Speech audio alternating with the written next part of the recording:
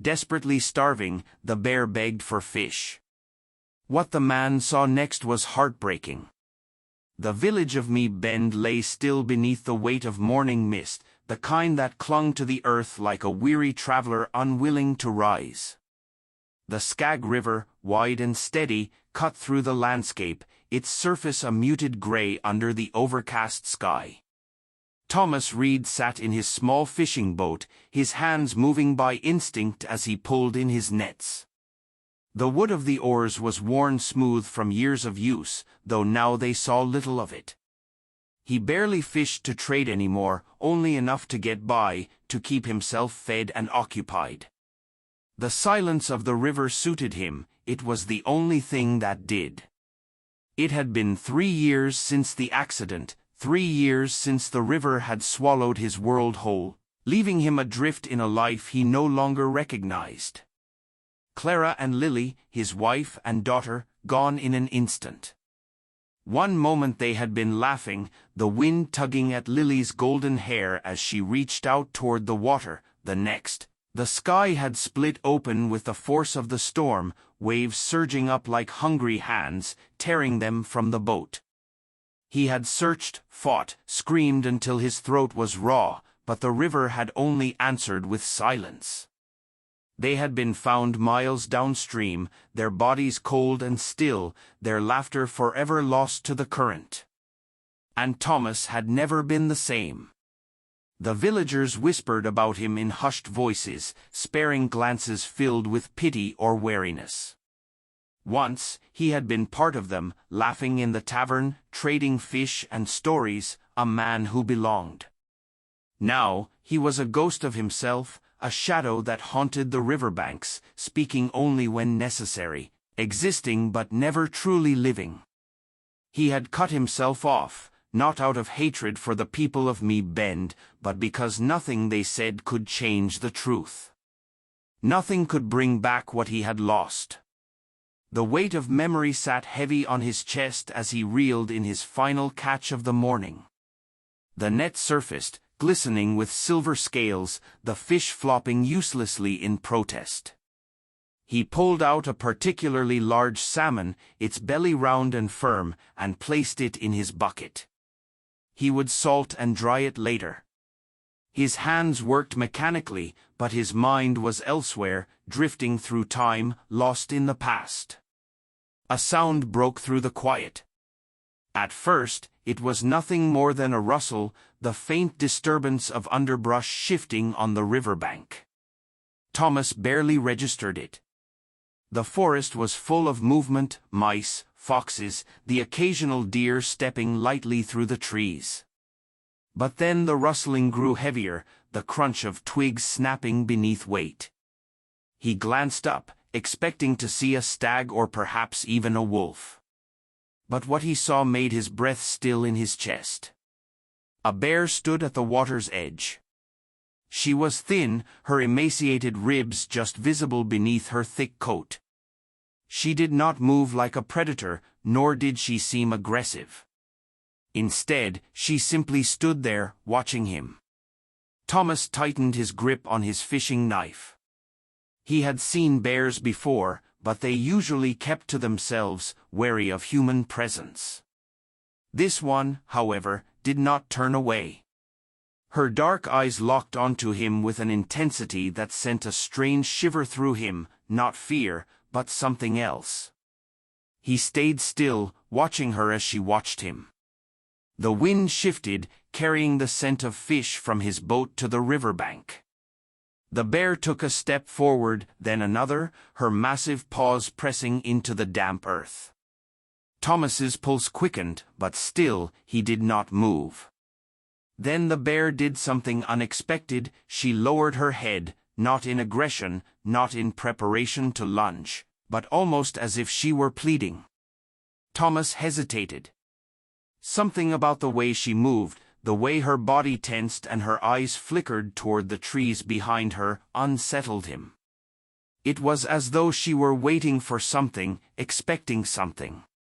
The thought made his fingers loosen on the knife. Before he even fully registered his own movement, he reached into his bucket and pulled out the salmon. With a swift, practiced motion, he tossed it toward the shore. The fish landed with a dull thud on the wet ground, and the bear immediately lunged forward, snatching it up in her powerful jaws. Thomas expected her to retreat then, to turn and disappear into the forest. But she did not.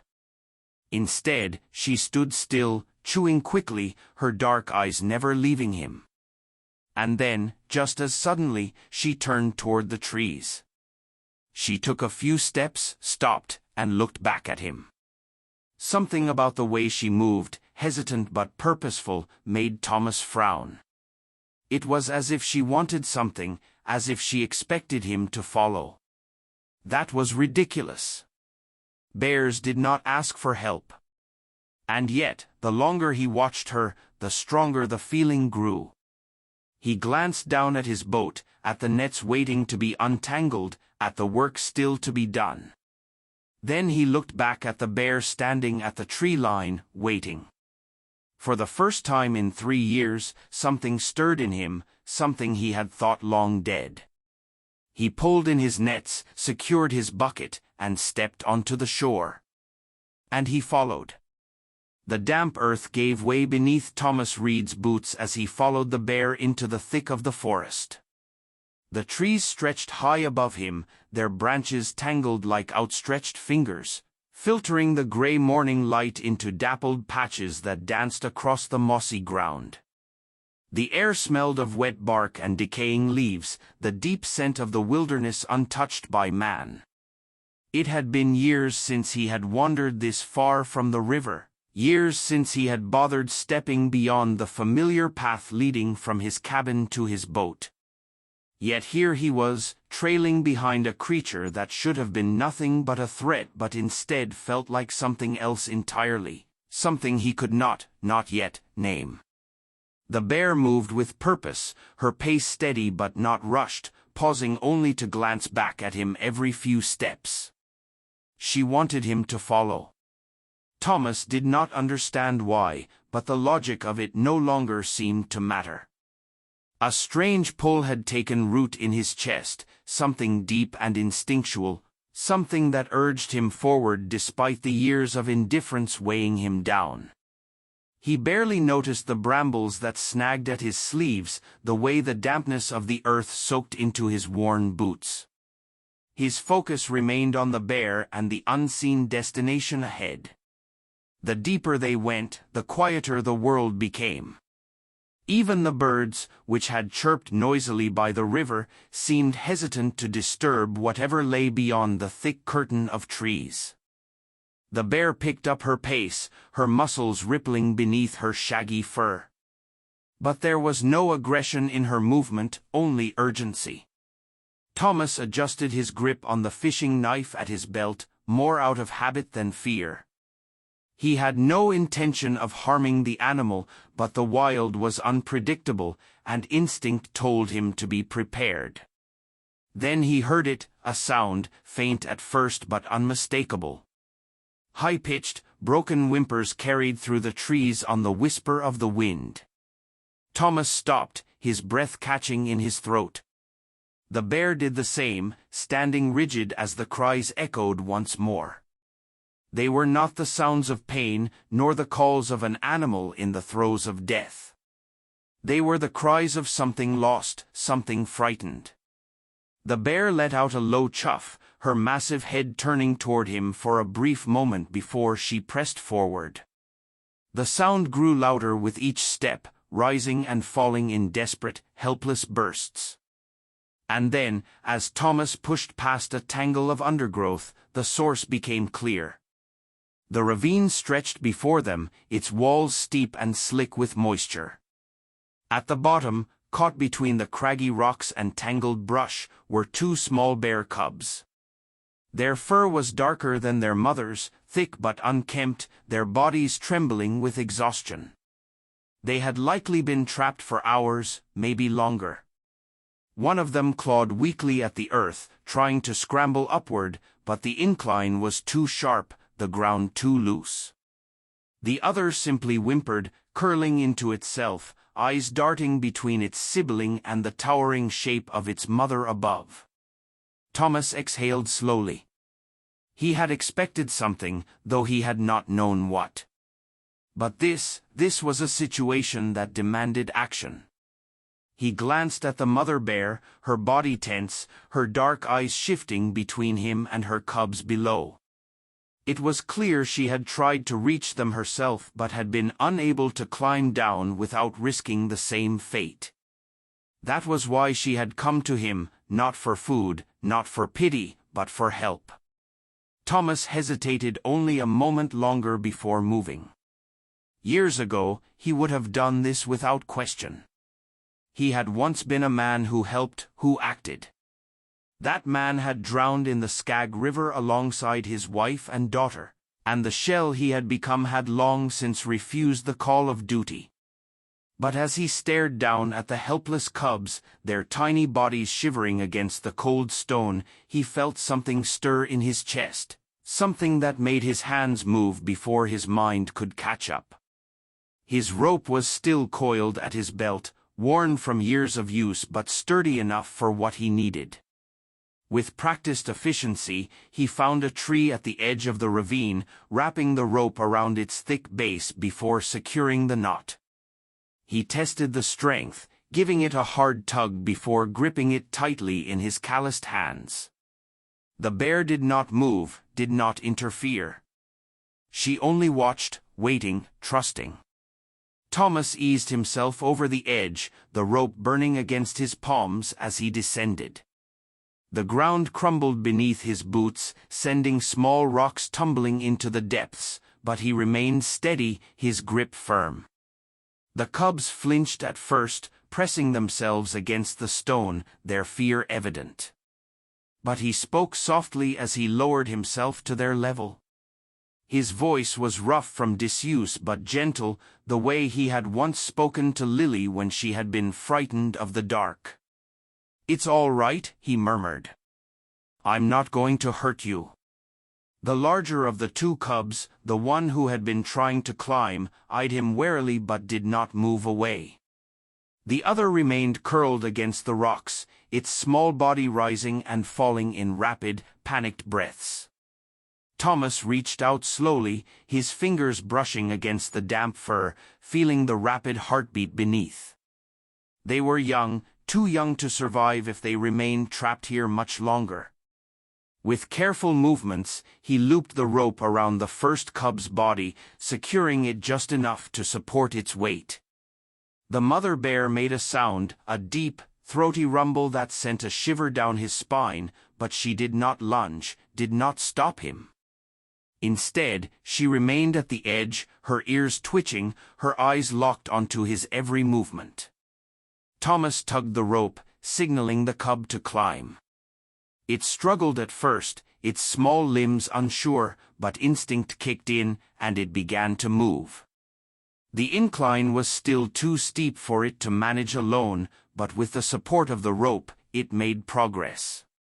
Thomas kept a steady hold, his muscles burning with the effort, until the cub finally scrambled over the edge, where its mother immediately nudged it closer, inspecting it for injuries. One down, one to go. Thomas turned to the second cub, the smaller of the two. This one would be harder. It was weaker, more afraid, its limbs shaking as he reached for it. He did the same as before, looping the rope gently around its body, murmuring quiet reassurances, though he knew the cub did not understand his words. But words were not what mattered, only intent. This time, as he began the climb, the cub's movements were sluggish. It faltered halfway up, its strength giving out, and for a moment Thomas thought they would both fall. His grip tightened, his arm screaming in protest, but he refused to let go. "Come on," he gritted through clenched teeth. "Almost there." The cub let out a weak cry, but it did not stop moving. Inch by inch, they ascended, the weight of the past pressing down on Thomas as heavily as the effort it took to climb. And then, with one final push, they reached the top. He collapsed onto the ground, breathless, as the mother bear nosed her cubs, checking them over. He half expected her to turn on him then, to lash out now that her need for him was over. But she didn't. Instead, she lifted her great head, her dark eyes meeting his. There was something there, not human, not entirely readable, but it was not hostility. It was something close to acknowledgement. Then, without another sound, she turned and led her cubs into the forest, vanishing into the trees. Thomas lay there for a long time, staring at the sky, his chest rising and falling in deep, ragged breaths. And for the first time in years, the weight of grief felt just a little lighter. The path back to the river felt different. Thomas Reed's legs were heavy, aching from the strain of the climb, but the weight in his chest was unfamiliar. It wasn't the usual dull press of grief that he had carried for years, nor was it the numbing emptiness that had settled over him after the accident. It was something else, something lighter, but no less unsettling. The forest still stretched around him in its endless sprawl of green and brown, the damp scent of moss thick in the air. But it no longer felt suffocating. He had moved through these trees in a way he hadn't in years, not as a man seeking to avoid the world, but as something else. A participant. An answer to a call, even if it had come from a creature that should have meant nothing to him. The memory of the bear's eyes stayed with him, lingering like an unspoken question. He had expected the mother to flee with her cubs, to vanish into the depths of the wild without a backward glance. Instead, she had looked at him, really looked at him. He had spent 3 years avoiding the gaze of others, but in that moment he had not turned away. He had met it, unflinching. And he had understood.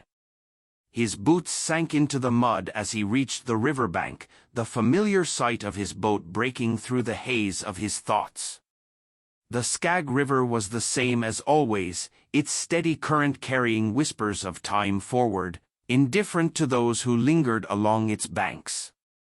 He climbed aboard with practiced ease, his body moving through the motions before his mind could catch up. His hands untied the ropes, adjusted the oars, and steadied the weight of his catch, all actions performed 100 times over. But this time, as he pushed off from the shore, something felt different.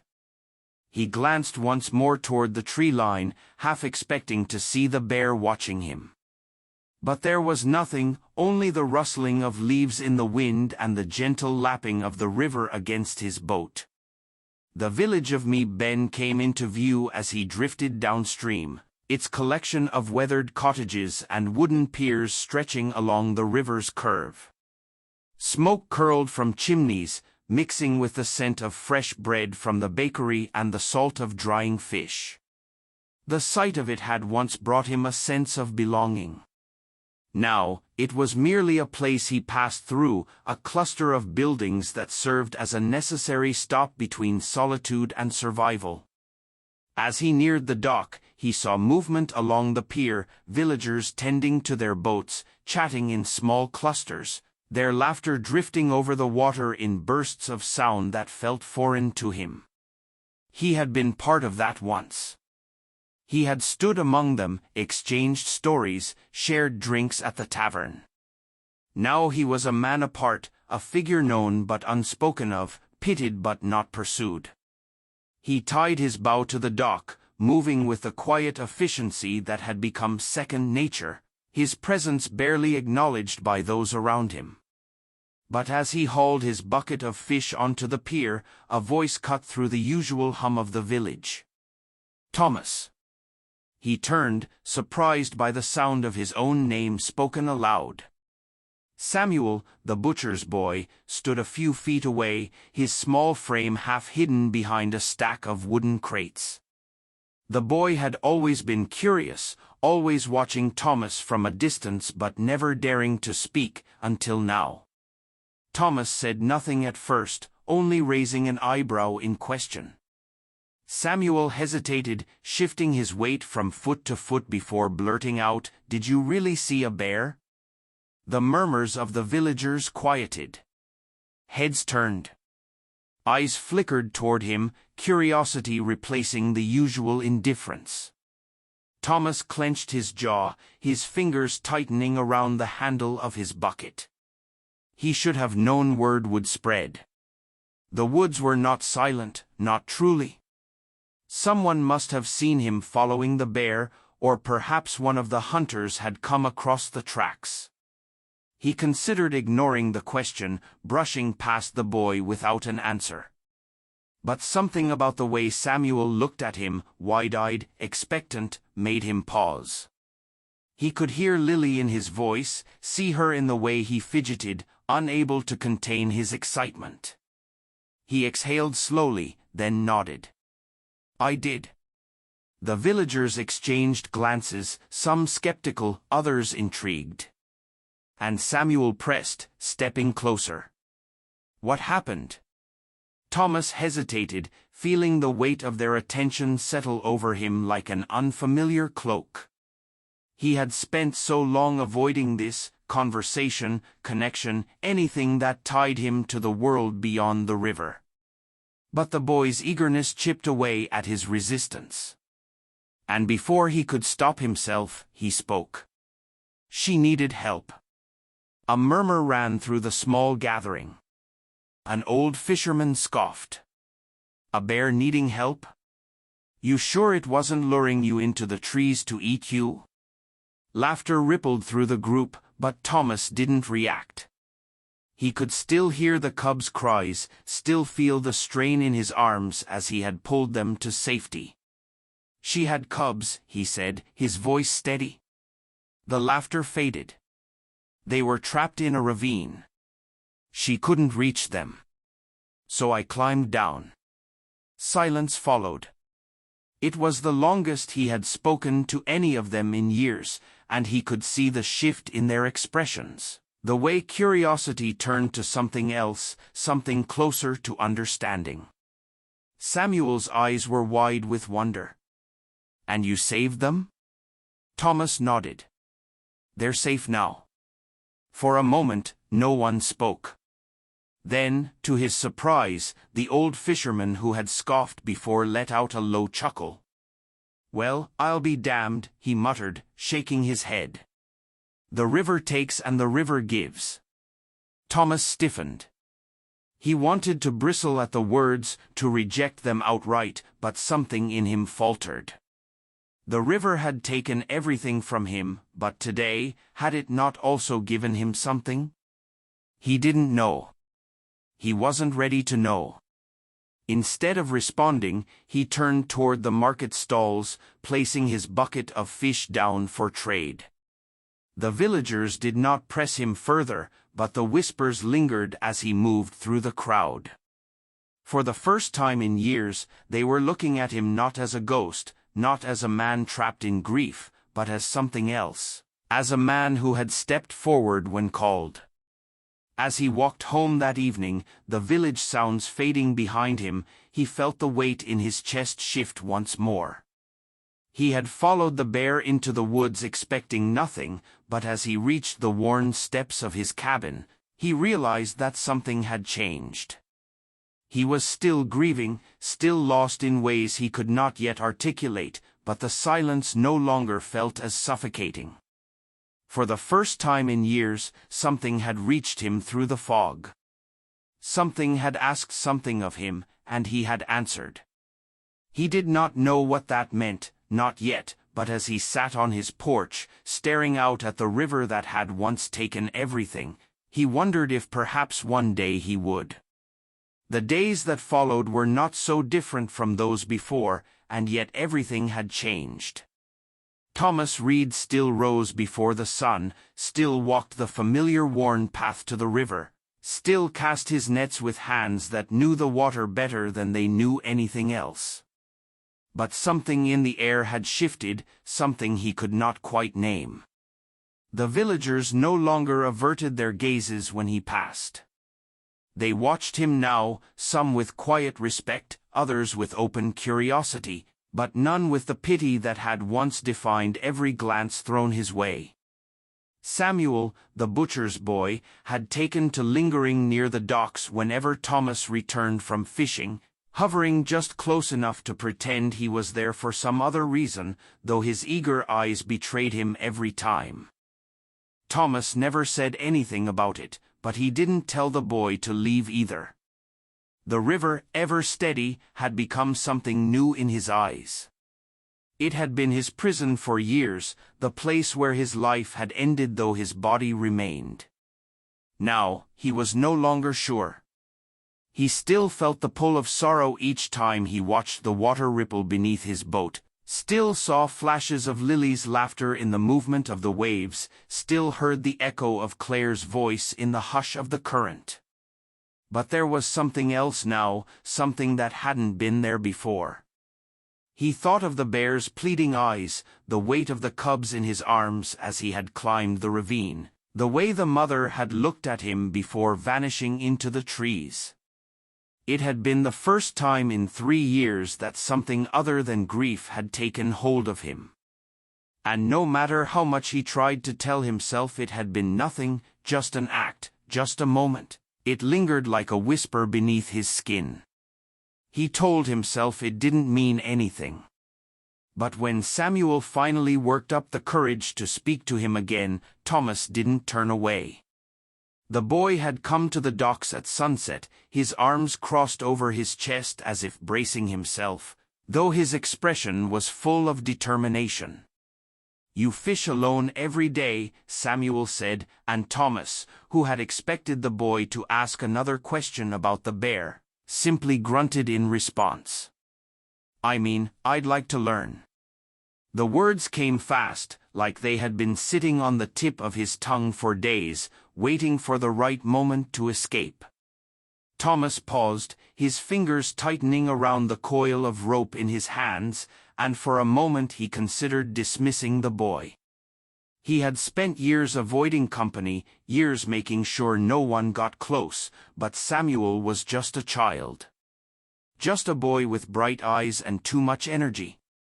A boy who reminded him of someone he had once known, once loved. Thomas sighed and nodded toward the boat. "Get in." Samuel's face lit up with surprise and then excitement, and before Thomas could change his mind, the boy had scrambled into the boat, his movements unsteady but eager. Thomas shoved off from the dock, the oars cutting through the river with practiced ease. And for the first time in a long while, he was not alone on the water. The boy asked questions about the nets, the fish, the best times to catch certain kinds, but Thomas answered only when necessary. He was not a teacher, not anymore. But Samuel didn't seem to mind the silence. He watched everything with sharp eyes, paying attention in a way that reminded Thomas of himself at that age, back when he had learned from his own father, before he had ever met Claire, before he had ever held Lily in his arms, before the river had taken and taken and taken. The boy struggled with the knots, his small hands clumsy as he tried to tie them the way Thomas had shown him. It should have been frustrating, should have made Thomas regret letting him come along. But instead, he reached over and guided Samuel's fingers, showing him the right way, the way his father had once shown him. Samuel grinned when he got it right, and Thomas felt something shift in his chest, a crack in the wall he had built around himself. When they returned to shore, the sky painted in hues of orange and violet, Samuel jumped from the boat, his feet landing on the dock with an eager thud. "Can I come again?" he asked, and Thomas, without thinking, nodded. The boy ran off before he could take it back. That night, as Thomas sat on his porch, the sounds of the village quieting in the distance, he thought of how different the day had been, how different he felt. He had spent years convincing himself that he had nothing left to give, that whatever part of him had once belonged to the world had drowned with Claire and Lily. But standing on that boat, watching Samuel struggle and try again, he had not felt empty. He had felt something else, something unfamiliar but not unwelcome. Days turned into weeks, and Samuel became a fixture in Thomas's routine. He showed up every morning, sometimes before Thomas had even left his cabin, his eager hands ready to pull nets, to learn, to ask too many questions. The boy's enthusiasm was relentless, but Thomas found that he did not mind. The silence he had once craved now felt different, less like a necessity and more like a habit he wasn't sure he needed anymore. The village took notice. Though they said little, some watched with quiet approval, others with mild curiosity, but no one questioned it. Perhaps they knew better than to interfere. Or perhaps they understood what Thomas himself was only beginning to. Then one afternoon, the sky darkened too quickly. Thomas had seen storms roll in before, had learned to read the wind, the way the clouds stretched heavy and low over the water. He had been about to turn the boat back when Samuel, standing at the edge with his line cast, suddenly lost his footing. It happened fast, too fast. The boy slipped, his arms flailing, and before Thomas could reach him, he was in the water. The river, dark and hungry, swallowed him whole. Thomas moved without thinking. The fear that gripped him was instant, all-consuming, but it was not the fear of loss. It was the fear of reliving. His breath caught in his throat as the past crashed into the present, as the sound of water filled his ears, as his body remembered the weight of helplessness, the way it had felt to search and find nothing. But then he saw Samuel's head break the surface, heard the frantic splashing, and something snapped inside him. He dove. The water was cold, the current strong, but his body moved with purpose. His hands found the boy, gripping tightly, pulling him close. Samuel coughed, sputtered, his arms locking around Thomas's neck as Thomas kicked hard against the pull of the river. The shore was too far. The boat unreachable. But he swam without hesitation, without fear. He swam because this time he could. This time he would not lose. When they finally reached land, both gasping, both shaking, Thomas collapsed onto his back, his chest heaving. Samuel clung to him for a moment before pulling away, his small frame trembling but alive. Thomas stared up at the sky, his breath unsteady, his pulse racing, and then, for the first time in 3 years, he laughed. It was hoarse, almost foreign to his own ears, but it was real. Samuel looked at him, wide-eyed, confused, then grinned. "You saved me," the boy said, his voice raw with awe. And Thomas, still breathless, still aching, nodded. The river had taken from him once. But today, it had given him something back. The morning after the storm smelled of damp earth and renewal, the scent of the river clinging to the air as though it too had felt the weight of what had happened the day before. Thomas Reed stood at the edge of the dock, the wood beneath his boots still slick from the rain, his eyes tracing the gentle ripple of the current. It was calmer today, almost as if it had softened, as if it no longer held the same cruel edge it once had. He inhaled deeply, filling his lungs with the crisp air, letting the weight of the moment settle. Samuel had been fine, shaken, cold, but fine.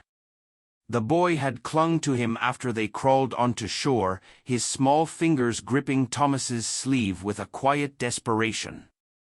But there had been something else in his gaze, something Thomas hadn't seen in years. Trust. Unwavering, absolute trust. It had been a long time since anyone had looked at him that way.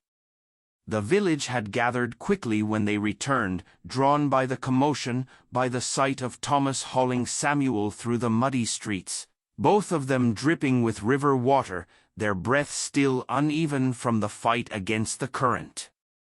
Samuel's mother had pulled the boy into her arms, sobbing into his damp hair, while the others stood watching, their expressions unreadable. And then, to Thomas's great surprise, one of the fishermen had clapped him on the back, a firm, solid gesture that carried more weight than words ever could. Others followed, nods of approval, murmurs of respect, a quiet acknowledgement that something had shifted. He was no longer just the man who had lost. He was no longer just the shadow lingering at the river's edge. He had saved a life, and in doing so, perhaps he had begun to save himself. Samuel had come back the next morning, just as Thomas had known he would. The boy had been nervous, hesitant as he stood at the threshold of the dock, shifting from foot to foot, his usual energy subdued. But there had been no fear in his eyes, no lingering doubt, only determination. "Are we fishing today?" he had asked. And Thomas, without a second's hesitation, had nodded. Because of course they were. They had work to do now. Now, as he pulled the nets from the water, the boy standing at his side, mimicking his movements with an eager focus, Thomas felt something unfamiliar settle in his chest. It was not the grief that had clung to him for so long, nor the aching emptiness that had followed him like a ghost. It was something else, something steadier. A quiet, resolute acceptance that the world had not ended with the river's cruelty.